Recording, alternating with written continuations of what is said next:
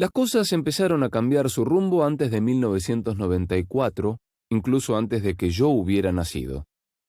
Los Tutsis siempre fuimos discriminados, y muchos se fueron exiliando y a aquellos que se quedaban se les denegaban algunos derechos.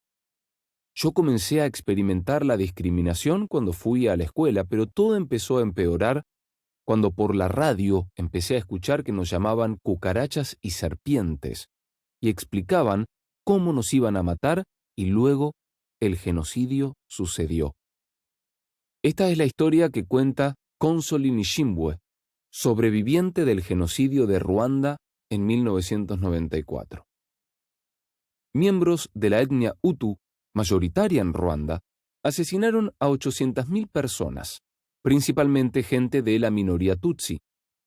La matanza comenzó en Kigali, la capital, y el genocidio se extendió como un reguero de pólvora en el resto de la nación, alentado por funcionarios locales y del gobierno central. Ruanda fue parte de las colonias alemanas de África del Este entre 1897 y 1918. Luego pasó a estar bajo el mandato belga otorgado por la Liga de las Naciones después de la Primera Guerra Mundial, junto a su vecino Burundi. Durante el mandato belga, estos favorecieron a la minoría Tutsi por sobre la mayoría Hutu, creando un legado de odio y tensión que degeneró en violencia cuando Ruanda logró declarar su independencia.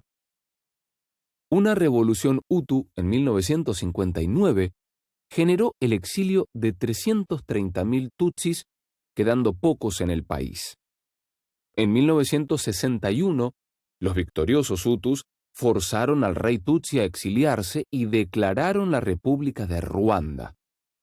Luego de un referéndum, Bélgica garantizó la independencia del país, pero el odio seguía incrementándose.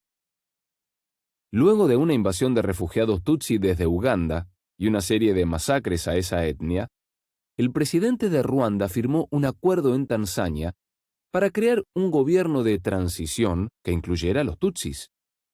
Esto enfureció a los Hutus más extremistas. El infierno empezaba.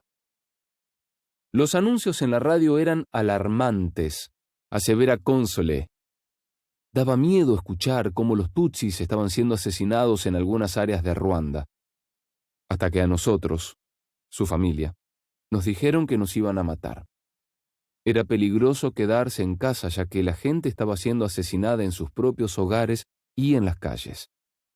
Entonces, junto con mi familia, fuimos forzados a escapar, a huir de nuestra casa y a escondernos.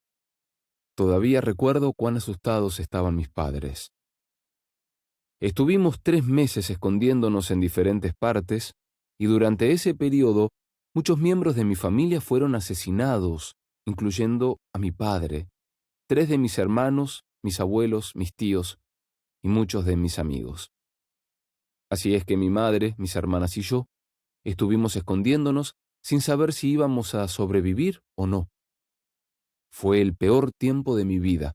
Ojalá yo también hubiera muerto. El 6 de abril de 1994, un avión que trasladaba al presidente de Ruanda y al de Burundi fue derribado cerca de Kigali, matando a todos sus ocupantes. Una hora posterior al accidente, los Hutus comenzaron a masacrar a los Tutsis.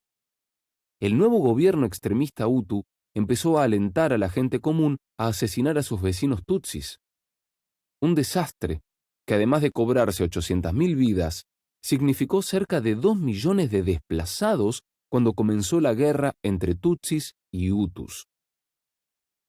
El fracaso de Ruanda es 10 veces más grande que el fracaso de Yugoslavia, porque en Yugoslavia la comunidad internacional estaba interesada e involucrada.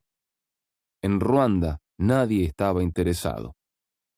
Boutros Boutros Ghali, exsecretario de las Naciones Unidas.